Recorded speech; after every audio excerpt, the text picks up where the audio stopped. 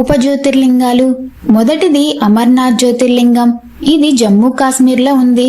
ఒకసారి పార్వతీదేవి శివుడిని ఇలా అడిగింది, ప్రభు, మీరు చక్రవర్తిగా పూజించబడుతున్నారు, కానీ అమరత్వ రహస్యం నాకు చెప్పగలరా అని అడిగింది.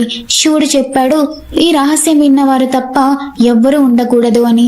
అప్పుడు ఆయన పార్వతీదేవితో కలిసి హిమాలయాల్లోని ఒక గుహలోకి వెళ్ళాడు. ప్రవేశించే ముందు నందిని, గణేశుడిని, చంద్రుణ్ణి, సూర్యుడిని అందర్నీ వేరే చోట విడిచాడు. ఆ గుహలో ఆయన అమరతత్వం, సృష్టి రహస్యం చెప్పాడు. ఆ గుహలో మంచుతో స్వయంగా ఏర్పడిన లింగ రూపంలో శివుడు ఆవిర్భవించాడు. అందుకే దానికి పేరు అమర్నాథ్ జ్యోతిర్లింగం, అంటే అమరత్వ రహస్యానికి వెల్లడించిన స్థలమని. రెండవది మహాబలేశ్వర్ లేదా గోకర్ణ ఆత్మలింగం అని. ఇది కర్ణాటకలో ఉంది. రావణుడు మహాదేవుడి అతిపెద్ద భక్తుడు. అతను శివుడిని ఆరాధించి, ప్రభు, మీరు ఎప్పుడు నా లంకలోనే ఉండాలి అని మొక్కుకున్నాడు.